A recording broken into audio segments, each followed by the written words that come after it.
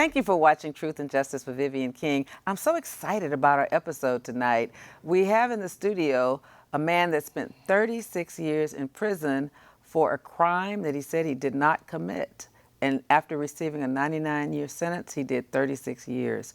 So I'm excited to talk about this. You know that my stories are geared toward educating you about the criminal justice system through stories, through people's interesting stories. It's a real reality show. We don't plan it, we don't rehearse it.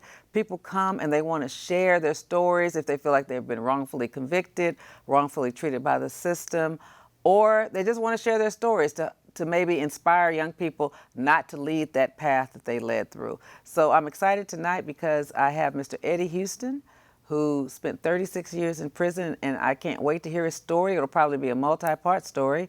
And then we have Clarence Walker. Clarence is an investigative reporter, freelance, that went back and investigated this case. And it happened in 1980, 43 years ago.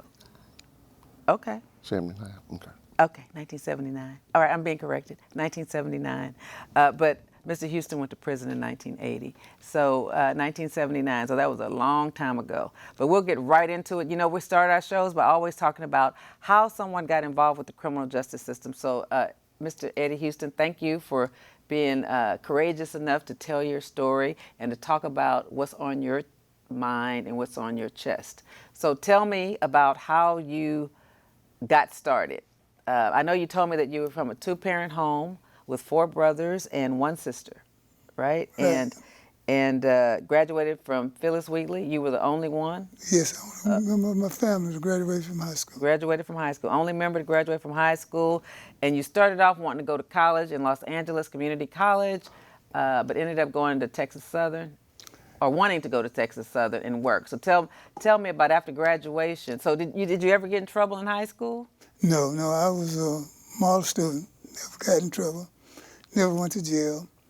Didn't start going to jail until after I graduated from high school and got out on my own and put away from mom and dad, and that's when I started getting into trouble. So you said that you worked somewhere and you wanted to work and go to school. Let's start at that story.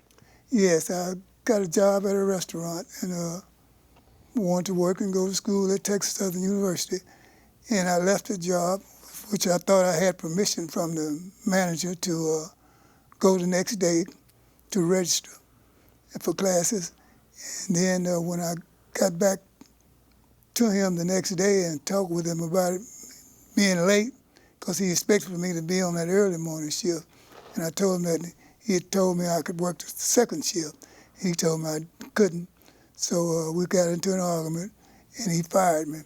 So then I decided to just to abandon school altogether and decided to make a living from the streets of Houston. But, so let me just say this. So for that one experience, that stopped all your dreams of going to school, or you just ran into a gambling shack and just thought that was more fun? I mean, how did that change everything that you wanted to be? Well, I wasn't adversity. Mm-hmm. I didn't know how to deal with adversity. Mm-hmm. And I sort of gave up. I got you know, and I said, never again that I'm going to give up on anything. Mm-hmm. So this is my point, that's why that one incident, that one episode. And then this is a story that goes back that back then a black person wasn't making a lot of money. And I saw all this money it's changing hands across the pool tables and dice games. So I felt that, it would be my benefit to not to even work 8 hours and then have $50 and you couldn't feed your family and this, that, and the other. So I decided to start gambling, shooting pool, shooting dice, cards, any way I could to make a living by gambling. And that's what I did. So every day you went gambling? Every day. Every day. But sometimes you win and sometimes you lose, right? Sometimes you lose. Okay. Yes. But the manner of games that I played, You know, I had to win sometime. Okay, so that you decided that that was a better living. And sometime I would cheat.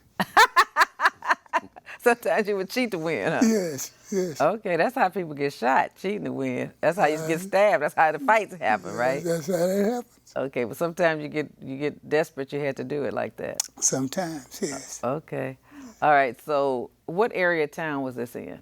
Fifth Ward. Fifth Ward. Okay, Fifth Ward was your home. Well, Fifth Ward was my home, but Third Ward, just any place that they had gambling. You know, when you're a gambler, you know the spots that, you know, the area of town that they have spots and they have large crap games. And I knew those spots. And I would go there each and every day. Okay, so you probably got a reputation in the streets, right? Yes. Okay. What kind of reputation did you have? Well, I had a reputation as a gambler and a violent person, a person that you didn't mess with. A violent person. So right before we went on air, you told me about a episode where you, tell us about that episode where you said somebody pulled a gun on you at a gambling shack and you had to shoot him. Tell us about that. Yes, I was at a gambling shack and through the grace of God, I just happened to have a pistol on me because earlier, the day before, I had won a lot of money and this guy I knew, he had lost a lot of money and he wanted me to let him have some money so I wouldn't do it. So he had a gun and he asked me to take it in the pawn and I did. So I took it in the pawn and before we left, I put it in the trunk of my car and went home. And the next day, it was still in the trunk of my car, so I saw another dude. He wanted me to take him to Third Ward to buy some syrup. That was what we was drinking back then, syrup. So he had a bad reputation. So I said, well, okay, I'll take you there, but I got the gun out of the trunk because I didn't want to be without a gun and he get into something. And people would think I was with him, so I wanted to protect myself. So, okay, so we left Third Ward to Red Little Q and went to out in Deep Jensen where they're gambling at, and we started gambling. And this, I had put a lot of money on, we was playing a dice game called 4, 5, 6, and I'd put a lot of money on the dice game, and the dealer, he caught a deuce. That's the lowest things you can catch is a deuce. And I always had bad luck with deuces trying to beat him. So I picked the dice up and I threw them out across the table and I lost. I stooped to a deuce, as they call it. And I picked the dice up and was looking at them to see whether or not they was bad or good because like I said earlier, I was cheat. So I was looking to see whether or not you could cheat. They was bad. Well, he was cheating on me. Well, he was cheating on you, yes, okay, the dealer, okay. Yes. So he looked at me and he told me to put the dice down. And I looked at him and I said, I can look at these dice and see, well, you know, I just lost my money.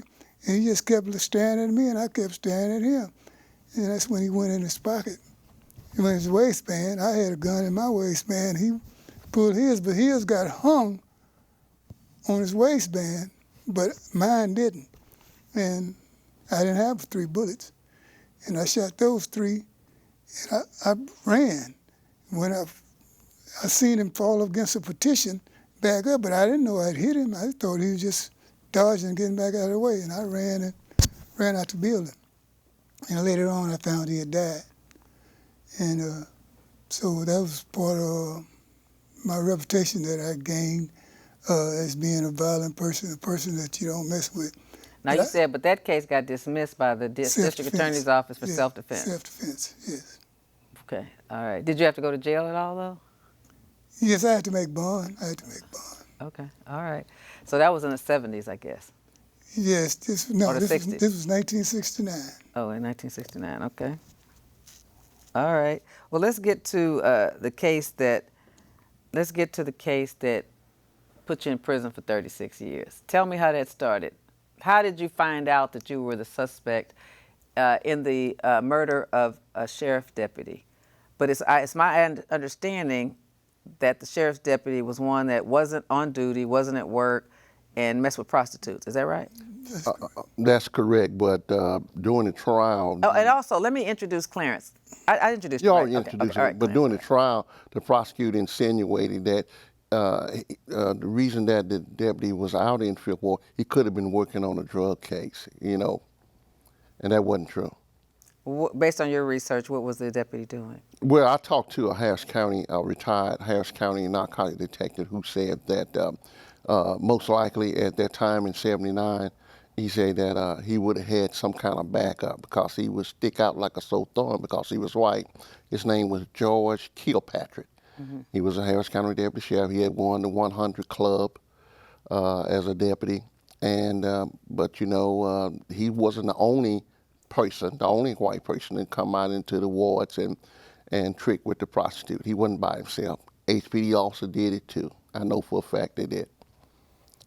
Right, and remember, this is a free speech show. We're not trying to say anything negative about the dead.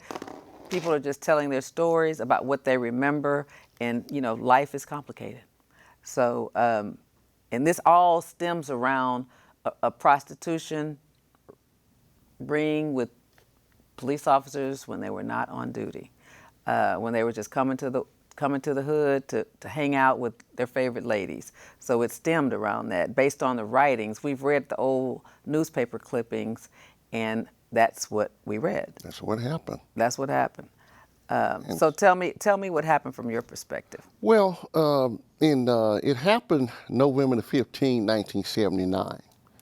I think the police got the call between 8 and 8:30. AM or PM? PM.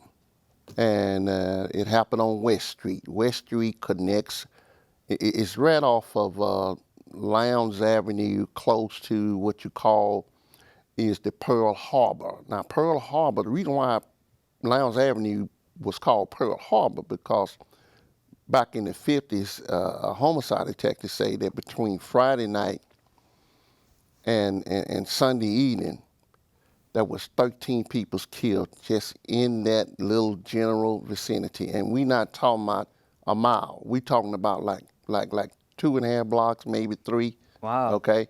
All right, that's why they call it Pearl Harbor.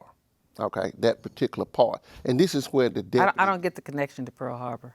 Well, a homicide detective called it Pearl Harbor because between one weekend, between Friday and I think Sunday evening, 13 people was killed in that little vicinity, right there in that little area there. And we're talking about 3 blocks. Okay. Okay? And so that's why, all policemen, that when they become trainees, the older police officer would tell them, well, I'm going to take you to Pearl Harbor and teach you how to be a good cop. That's the 5th Ward, okay? That's Northeast, okay?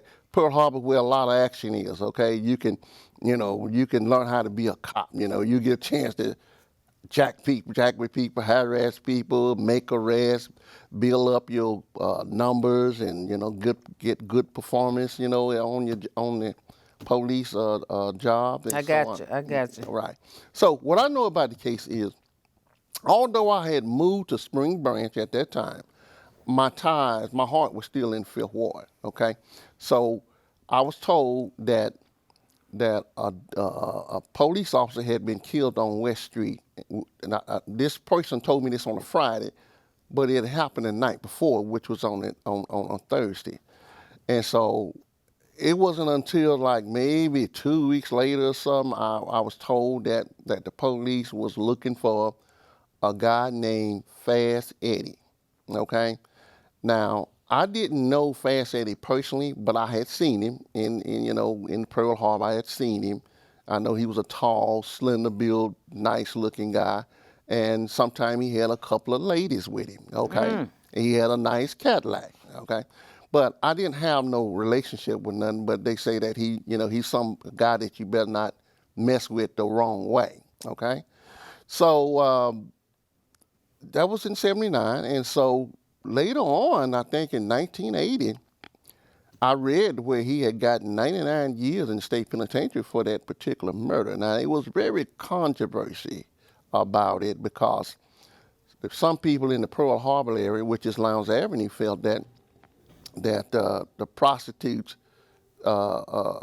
may have lied on Mr. Eddie Houston, who was Fast Eddie, and that their own pimp had killed the deputy, okay? There was lots of controversy stirring around it.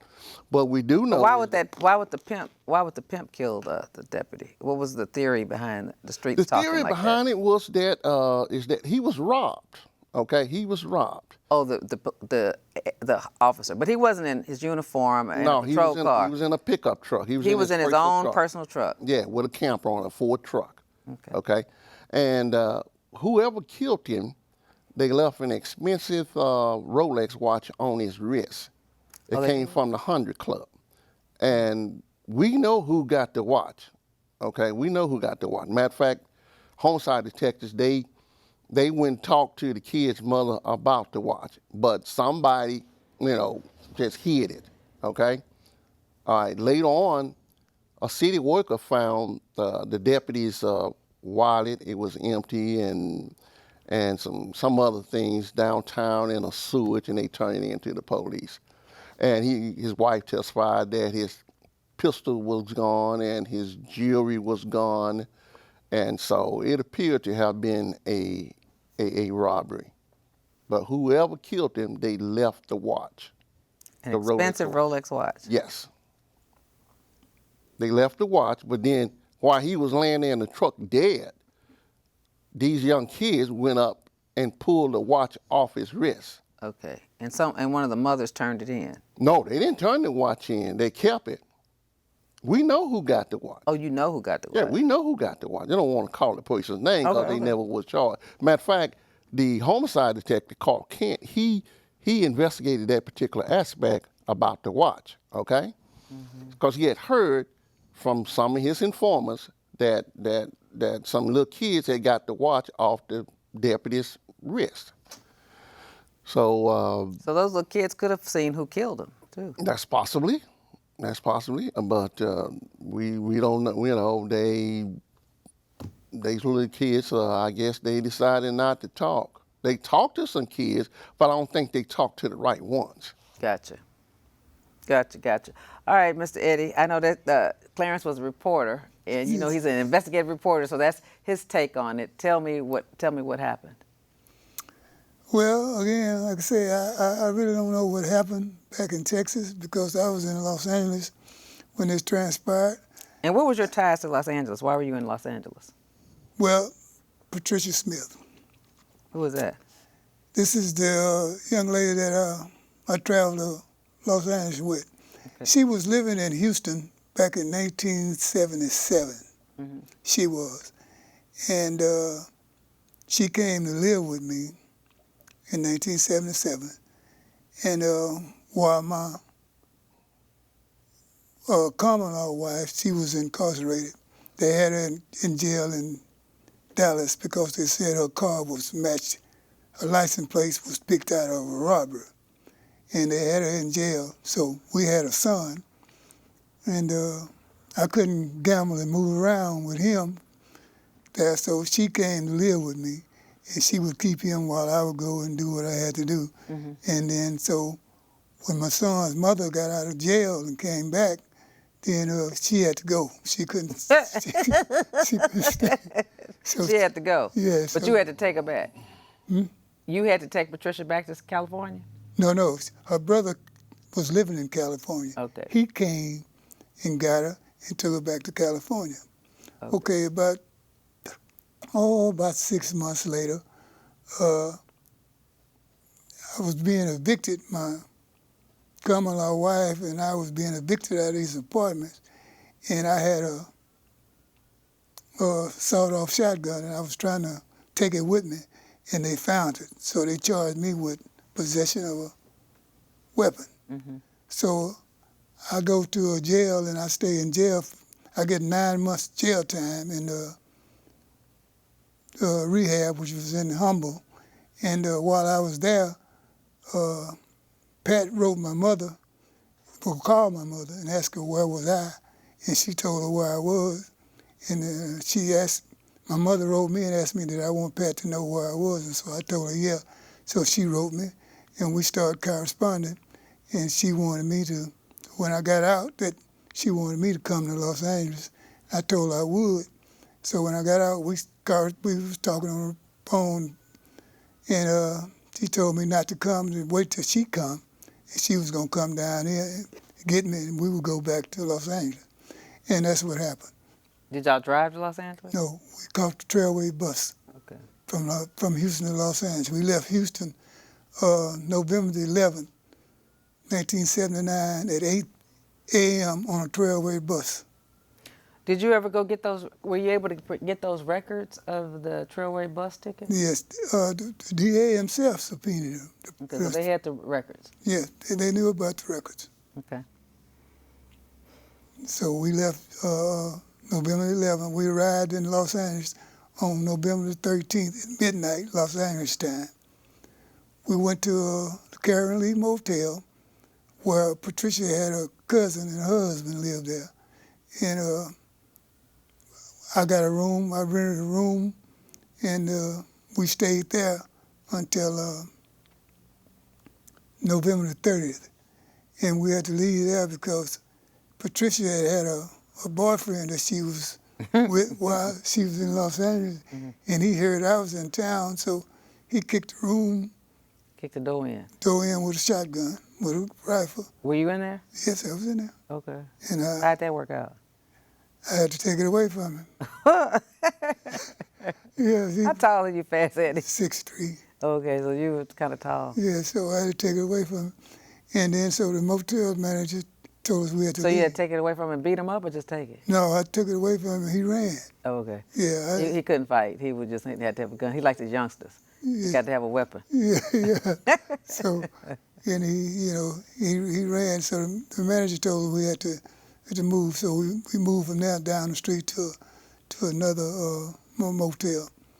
And then So Patricia didn't go chase after her man when he left? She didn't. She wanted to be with you, huh? and, Evidently. Evidently. Yeah. So and that was the point right there. And So y'all had to move to another motel? yes, but before that happened on the 30th of November. But like I said, on November the 13th. It sounded like you had a lot of witnesses as to where you were. Yeah, I did. I had 5 or more.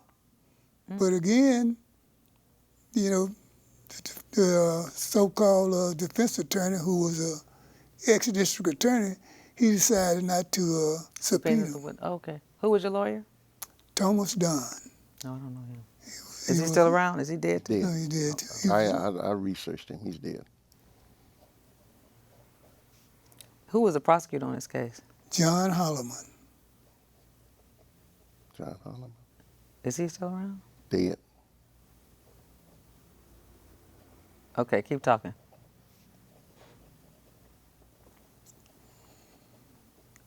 And where were we? Okay, so you said that y'all had to move to another motel room after. I was talking about on November 13th, where I made a collect phone call from Gwendolyn Sessions' grandmother's house. Gwendolyn Sessions, she came to the motel when we was living in Karen Lee Motel. She came to pick me and Patricia Smith up to just, ride around and show us the town a little bit. And after then, we went to her grandmother's house. She lived with her grandmother. And I made a collect call to my mother's house in Houston to let her know that we had arrived safely in Los Angeles. And that phone call was documented as well. And then later on the 25th of November, that's when I called my mom again. And this when she tells me that the police had come to the house, searching the house, looking for me, saying that I was wanted in the murder of the sheriff deputy. And I saw the panic at the time, and she was upset. So I tried to calm her down, and I said, well, wait a minute, Mom. I said, tell me what date did this happen? She said, 15th. I said, oh, you don't have to worry about anything. Pat and I had left 4 days earlier. So that calmed her down. But then this detective by the name of B.E. Franks, he comes to the house, him and Doug Bostic. They came to the house, and she told him that she had received a letter from me from Los Angeles, that it was postmarked November 16th in Los Angeles, and he asked her to show him that letter, and she showed him that letter, and he told her that would eliminate me as a suspect. but he had to take the letter downtown. So he took the letter. The letter haven't been seen again. No one knows where the letter Was it in trial? No, Oh, I didn't know that the letter didn't show up at the trial. no, it didn't show up at Oh, trial. it never showed up again? Well, only thing I read was the opinion from the Criminal Court of Appeals. It referenced a letter postmarked November the 16th from California. Right. It referenced that, okay? I don't know if it was a situation where they decided not to let it in, but it's, well, apparently they had to in order for the Criminal Court of Appeals to reference the Well, letter. it could just be said. Because I seen It's it to evidence you. if it's just said. It doesn't have to be the actual letter. They can just Okay, say okay. that his mother could have testified that I received a letter from my son postmarked Okay. the 16th, and the officer took it from Okay, him. well, the Did your officer, mother testify? Yes. So she told it. okay, well, the offense report that I got, and the same one that he got as well, is that Doug Bostic referenced in the offense report that the letter was postmarked November the 16th, Okay.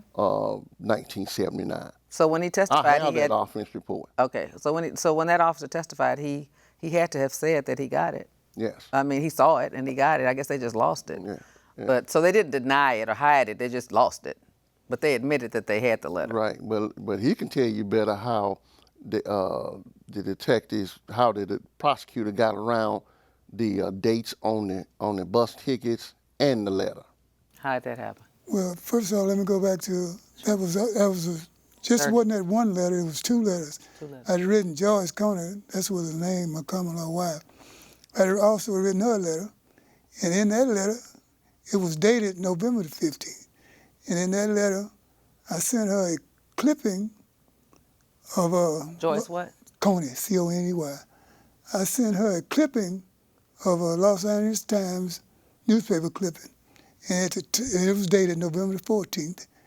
And I wrote at the top of it to show you I'm here, because Patty and I had left Houston without her knowledge. And so she didn't know where I was. And so I wrote her back to let her know where I was, that I was in Los Angeles. So that was two letters that that the detective had that knew to corroborate the fact that I was in Los Angeles. And they shied away from them.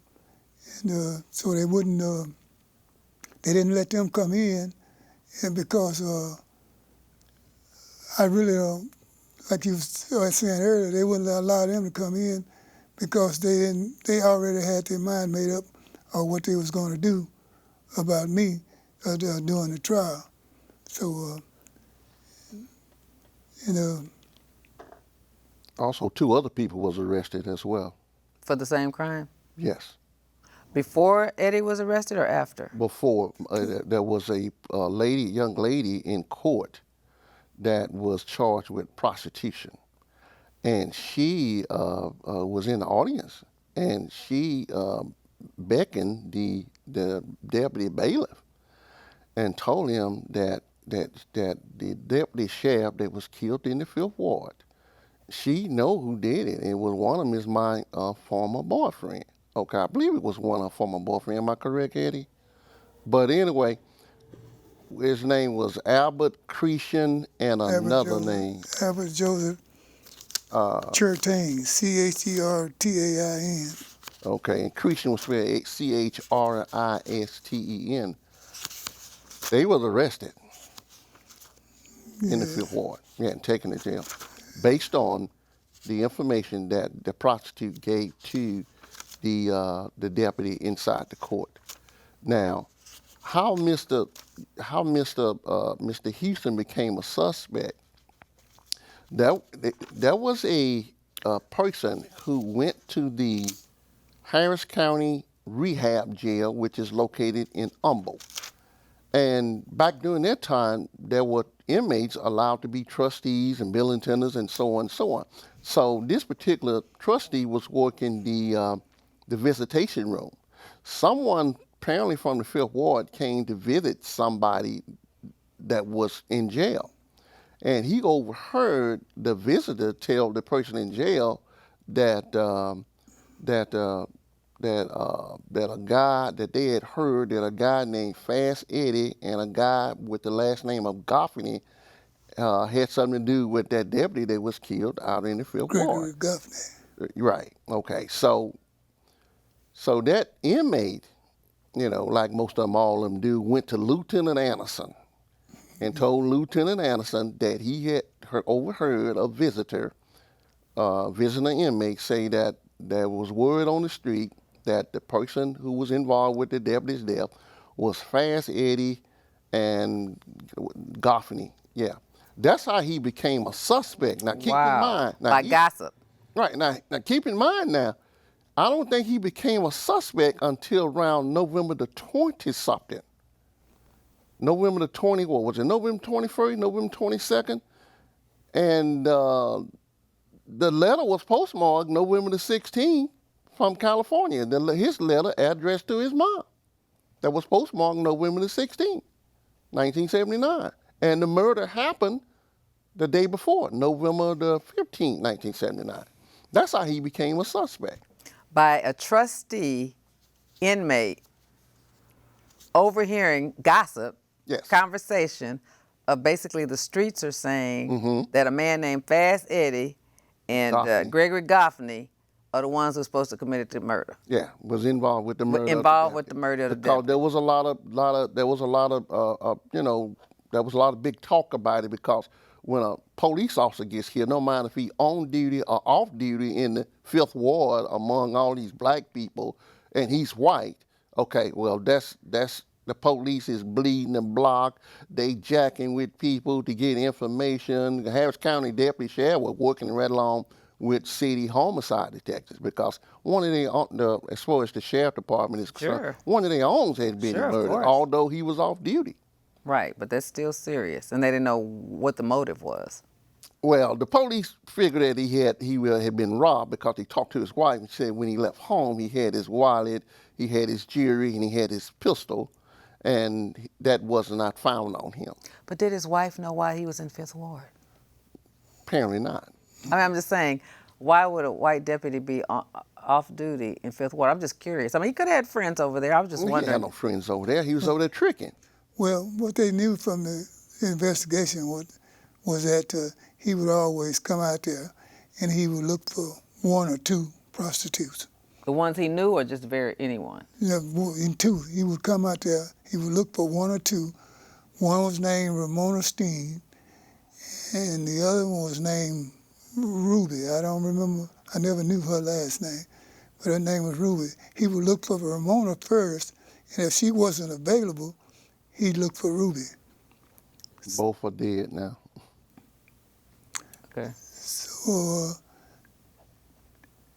to me, it would be reasonable to talk with those two. Right, since they knew him. And they had no connection to me. Right. But when everything was settled, I was the only one convicted. Interesting.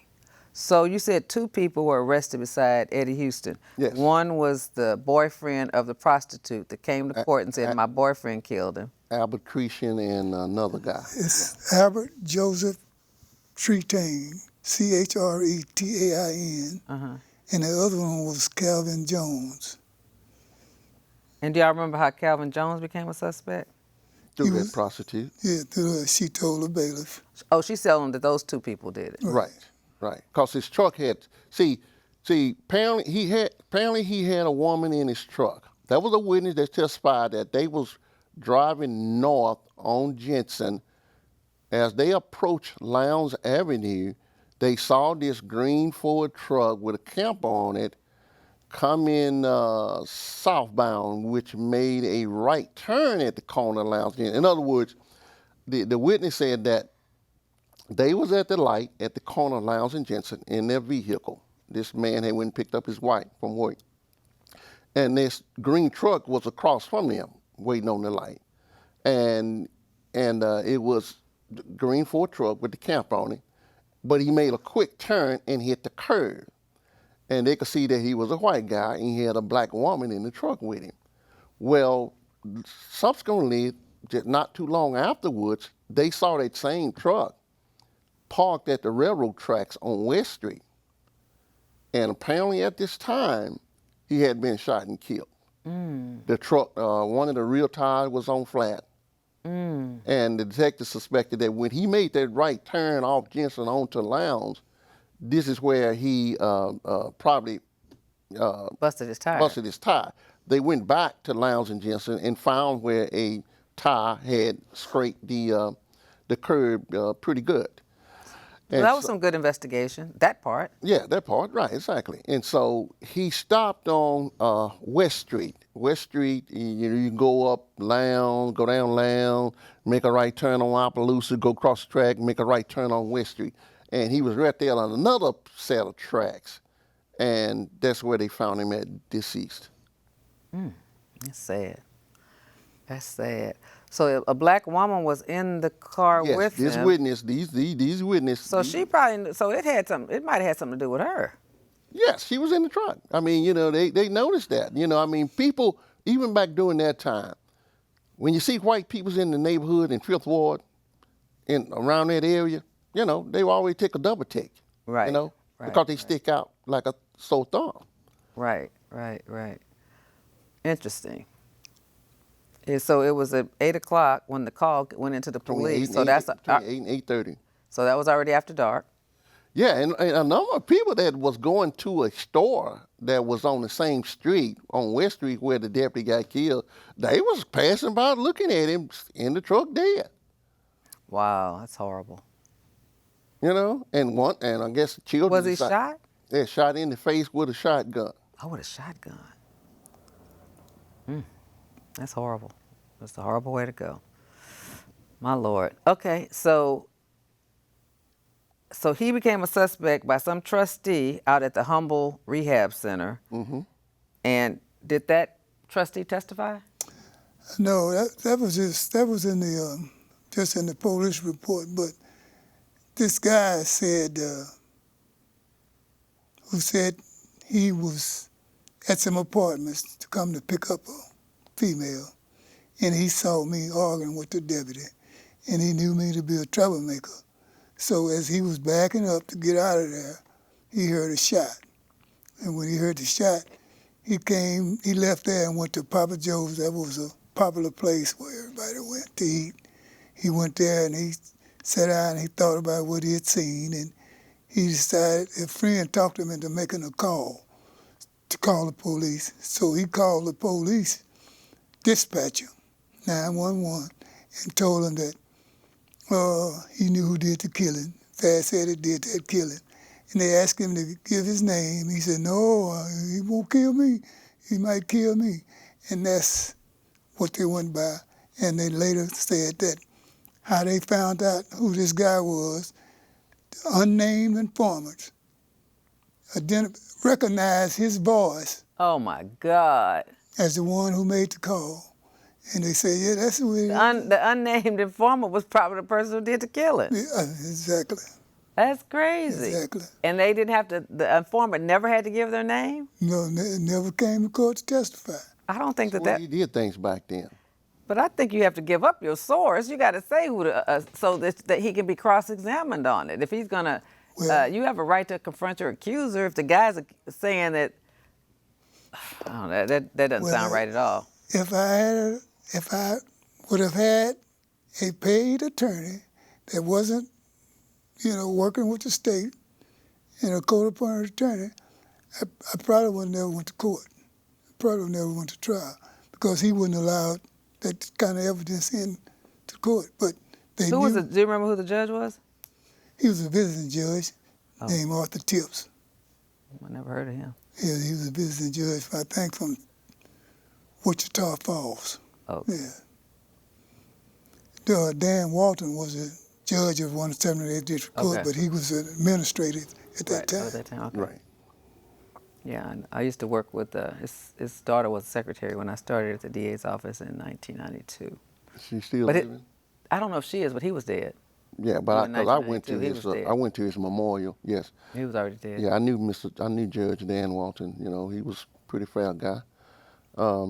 But that, now all the witnesses that they used in this case against Mr. Houston, the witnesses who testified, I knew them personally. Wow. And I talked to the main guy. He's deceased now. Was it a detective? No. I did. I talked to the witness, the main witness who's supposed to have made this $1 million phone call. Anonymous call. Anonymous call. Oh, I'm just using $1 million. I'm just Yeah. Catchphrasing. But anyway, I knew him, okay? And back in the 80s, I had read all these letters that Mr. Houston was sending to the Father Town about his innocence.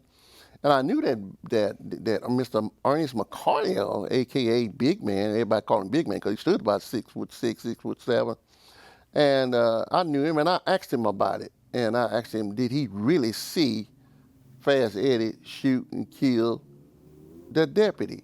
Well, he told me, yeah. He said, ain't nobody did it but him. And that's what he told me. I said, what? I said, well, did you and Fast Eddie have any problem? Because some other people on the street had told me that for some reason, Ernest McCarty didn't like Fast Eddie. And I said, did you like Fast Eddie? Did y'all ever have any problems? He said, no, I just didn't. Man, I saw him. He said, man, look, I saw him beat a woman so bad, man, it turned my stomach. That's what Ernest McCarty, a.k.a. Big Man, told me. He said that turned me. He said I didn't like him. I didn't like him at all, because he went for bad, and he tried to bully people. He said I didn't like him at all. And I pretty much, detected that when I was talking to the witness. Now, the other witness, Richie Mae Brown, we good friends with her brother. And she told the police that, now keep in mind now, the police, what they're doing, they, done execute a dragnet to just get nothing but information. Right. About who may have done this, okay? They cashing in dues, hey man, you informed for me, you need to give me some information, Right. And we had people at this motel that was very popular back then on Lyons Avenue called the Della Motel.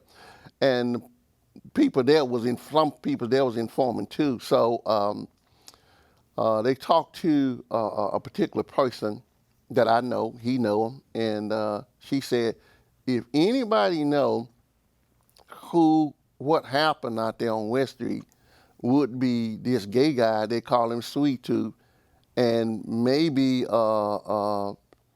Richie Mae Brown, okay? Richie Mae Brown. Richie Mae Brown, she was on the stroll, and they found her and got a statement from her. Now they talked to Sweet Tooth twice, and gave him a polygraph.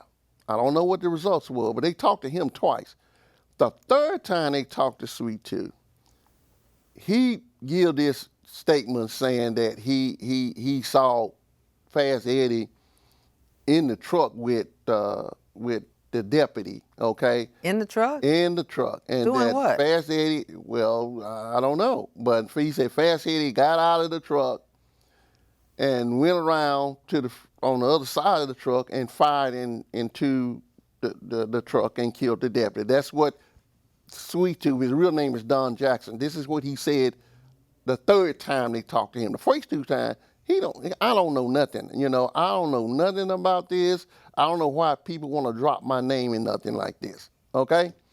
And so they kept pestering him, and on the third time, he said that he saw him in the truck with the deputy. Now, you contrast you contrast his statement with the ladies coming from work with her husband who saw a black girl in the truck with the deputy. Which makes more sense since the deputy was going over there to deal with prostitutes. And Sweet Tooth, although he said he saw Fast Eddie and his dog, pitch black, they never called him to testify.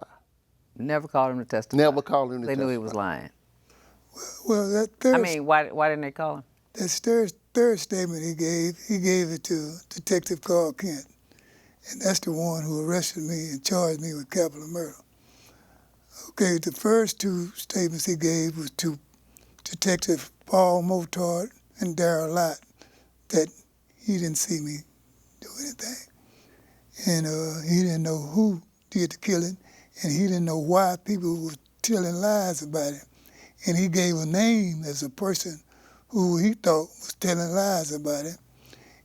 But they didn't follow up on that. Michael Lynn. Yeah. Michael Lynn did what? Well, he said Michael Lynn was supposed to have told another prostitute that we know that Sweet Tooth probably might know what was going on because, he be everywhere walking. So he might know what happened. So the police might want to talk to him too, right? Because the police is bleeding the blocks. They jacking with every prostitute, every gay guy that's dressed as a woman. They jacking people left and right because they knew somebody is going to give some information because they want to be left alone so they can go back to making their money and hustling, right? Right. So that's how that happened. That's how Sweet Tooth came into the mix. His real name is Don Jackson. He's a gay guy. And so Sweet Tooth, he had told the detective in one of his statements is that he don't know why people are lying on him because he said, I don't know anything about this. I don't know what happened to that deputy. But on his third statement, he said, okay, now he's seen Fast Eddie. Wow. But they didn't put him in trial. No. He did not testify. Did the officer get to testify to what he said? Did they let him testify? The officer? The officer, he didn't say what Sweet Tooth said. That's just in the police report. That's in the police report. And is Sweet Tooth still alive? I don't know. I haven't saw him in many, many years. I asked about him. I did some follow-up, try to find him. I haven't been able to find him. I think he may have passed away. Okay. Because everybody else is deceased. Now, What about Richie Mae Brown? Richie Mae is deceased. Matter of fact. Now, is that a cross-dresser too? No, that's a woman. That's a real woman. Now her brother is good friends with us.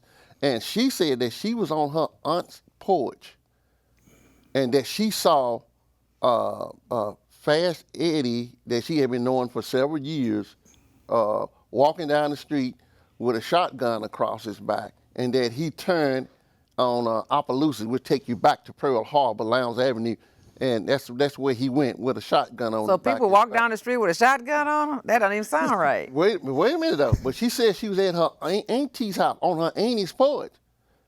And so, since I know her brother, I said, did y'all have an auntie that stayed on West Street? He said, we never had an auntie stay on West Street. So she lied. Never. I said, now, you and your sister got different daddies. So maybe it was her daddy's sister. He said, no. All her daddy's people live in the Dallas-Fort Worth area. He said, we ain't never had an auntie live on West Street. Now, she testified in his trial. I think the two important witnesses that testified was Ernest McCardell, better known as Big Man, and Miss Richie Mae Brown. And there was some talk that he received $1,000 Crime Stopper reward. Ernest McCardell.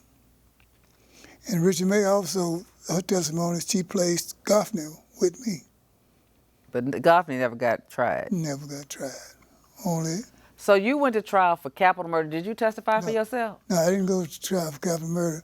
They charged me with capital murder, but on June the 4th, they brought me back into court and dismissed the capital portion of the indictment. Okay, and just did murder. Dismissed the robbery, and committed murder. So, yes. And so I went to trial on first-degree murder, and the jury found me guilty. And did you testify? Yes, I testified. Well, that's good. That's good. You should testify for yourself. And we could not find the record. Of where he testified? The whole trial transcript, could not find it.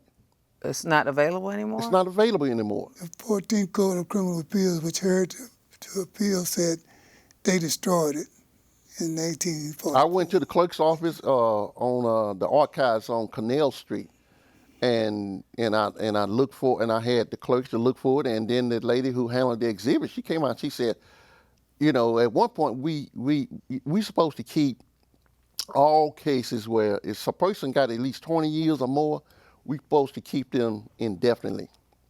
She said this case got destroyed in 1995. Wow. She said, I don't know why we don't have it. Because I wanted to, be able to look at the trial transcript to be able to, discern what is what, because I had planned to do like a part 1, part 2, part 3 in writing on it. But I wanted to see what all was said during the trial. Right. She said, I don't know why this particular trial court transcript got destroyed, but she said, I can't find it. I even contacted Austin, where I found a 1976 case long time ago. I found a 1976 case that had been appealed on a murder case. That particular case was there, that 1976 case. But not this one. But not this one. It was in none of the courts. None of the courts. What about the DA's office? All I got was the offense report. I don't know if they do the DA's office keep one. The transcript? Yeah. Do they keep the transcript? I mean, they could. I don't know. I don't know what they kept back then. I mean, they could check it out like a library card from the clerk. The clerk was the one supposed to have it. Okay, I tried to find the clerk. I wasn't able to find the clerk either. I don't know if she's dead or alive. Wow. That's interesting. So nobody has a copy of the transcript, the trial transcript? No, and they were supposed to be kept it indefinitely. Even if he was dead, and Mr. Houston was dead in his grave. Oh, yeah, they still supposed to keep it. And so how would you turn that over to the Innocence Project to anybody when you don't have no trial transcript? Exactly. Wow. I never heard of that before. It happened. Yep. I can back up everything I say. Yeah, I tried. I can tell you who all I talked to. I tried several times to get it. I went to the 14th Court of Criminal Appeals 2 or 3 times, and I never heard of that. They didn't. Yeah, I was so persistent till they got angry at me, so I had to leave. So no trial transcript. That is so suspicious. That's right. Yeah, back then the transcripts were so big, it was just that one copy. Usually, if you got a court-appointed appellate lawyer, they checked it out with the library card, and then the prosecutor checked it out. So the clerk has the official record. And I know that the detective also, the one who... Now, the court reporter, if they were still alive, might still have it. But I tried to find her, and I couldn't. See, I tried to get a copy through the courts of the transcript, because back then, if you were indigent, they would allow you to get it through the court. A free copy, right. Yeah, but they wouldn't give me a free copy. And they didn't say it was destroyed at the time either, but they denied my motion. But later on, it came up missing, and they said it was destroyed. What do you think about that, Clarence? Well, I have, down through the years, I have dealt with hundreds and hundreds and hundreds of trial court records, and if there was one that was not in its place, I would come back later on, let's say like a month or two later on, and find it. Right. But not this time. And that was destroyed quickly. By 1995, it was already destroyed. And he got a 99-year sentence? Yes, exactly. Yeah. Even the clerk that I talked to, who handled the exhibits and archives at the on Canal Street, she said, she said, I don't know why we wouldn't have this. That does not sound right. Yeah, it didn't sound right there. I went to the same place before Clarence did, and they told me to go back to the 14th, and I told her I'd already been to the 14th. See, and those trial transcripts used to be so big, like they would bind them so big, you'd have to have boxes to take them. So lawyers didn't copy them. It was too much information. You just read through it, got your little cites out of it, and you turned it back in to the clerk. Because I used to do a lot of appeals. It's too much to try to copy. Now you can copy it because, even though I don't think you're supposed to, because they put them on discs. Right. Now they put them on DVDs and CDs and discs, so you can just pop it in your computer and, download it and print it yourself. Right. But right. see, they were so big, so I was just saying that wouldn't have helped you to go to the appellate lawyer because they didn't copy them back then. It was too big. They were too big. Right. And they were already bound, so you'd have to unbind it or take it and get it copied, and you wouldn't get paid for that. So. Yeah. And I knew the detective. I come to know him later. Carl Kent. He was a highly decorated police officer, and I have worked with him on different stories down through the years, and he solved a lot of murder. He was smart, okay, but there was one case I remember that he was involved in where this young man killed him and this young man and 2 other people killed 4 people. One of them was a jeweler, and they buried him on a ranch in, I think it was Shriner, Texas. But anyway, the case got all twisted up, because it started off as a robbery. And We then, have 2 minutes. Right. It started off with a robbery, and then it was a murder, okay? But anyway, the guy got the death penalty, Clark Wilkerson, and the confession that Detective Kent took from him, the court ruled it was inappropriately, and the guy got off death row. Wow. Stan Snyder did the appeal, but you can I'm turning it over to him so he can. Wow. Well, we're gonna wrap this up. So, Mr. Houston, you have a very interesting, fascinating story. I'm most fascinated now by this missing transcript. I mean, that's the most fascinating thing, because if you turn something over to the Innocence Project or any of these projects to try to reinvestigate, you got to give them the record. And you don't have a record of the trial. No. Right. That's the official record. I've never heard of this before. Yes. But anyway, do you have any closing remarks? And we'd love to have you back for you to tell us about your 36-year prison experience. Well, I'd love to come back. Yes, yes, I will. Okay. All right. Do you want to say anything in closing, since you were the investigative reporter? And Clarence, let me compliment you on all the details that you remember. I've always been amazed at how you remember the details of all these trials. I've had many trials, and I cannot remember the details. Yeah, I understand. But Now, if I read through it again, I will. But just off the top of my head, like you, I don't do it. yeah, well, generally most people that cases I've been involved with that I've written about, which is hundreds, most time the people were guilty. Okay, and the reason why I stuck my neck out on this one is because, it's steeped in controversy, true enough. But what really leaps out at me is the sequence of the dates. Yes. Of the letters and when the murder took place. And the reason that the detective gave for as to how this letter from November the 16th, postmarked November the 16th, came about. That he accusing Mr. Ed Houston of having somebody to fly to California and mail a letter about. He write it and that doesn't make any sense. And for her to mail the letter. And these are poor people in California. This okay? is crazy. That's poor people. Exactly. That's crazy. Nobody would do that now. So I mean, but back then in 1979, nobody had money to do that. They're staying in motels and barely making it. That doesn't even make any sense. But he didn't even know about that he was a suspect till after November the 21st. After the murder had already happened on the 15th. Already happened. Yeah. So why would he be writing a letter? He didn't do it, but because he was a gambler and had a lot of enemies in these streets, they blamed him. I mean, that's just the bottom line. You had a lot of enemies by being a gambler, being out in these streets, fighting, shooting, having bad blood, and And there was another. I don't know if you can get out of time. No, we got to continue this later. I'm being told to wrap up, and they're about to shut us down. Okay, yeah, because there was another guy that tried to help him that claimed what he saw. All right, well, you need to come back too. Thank you for watching Truth and Justice with Vivian King. This is a really exciting story, and come back for part 2. Thank you, and good night.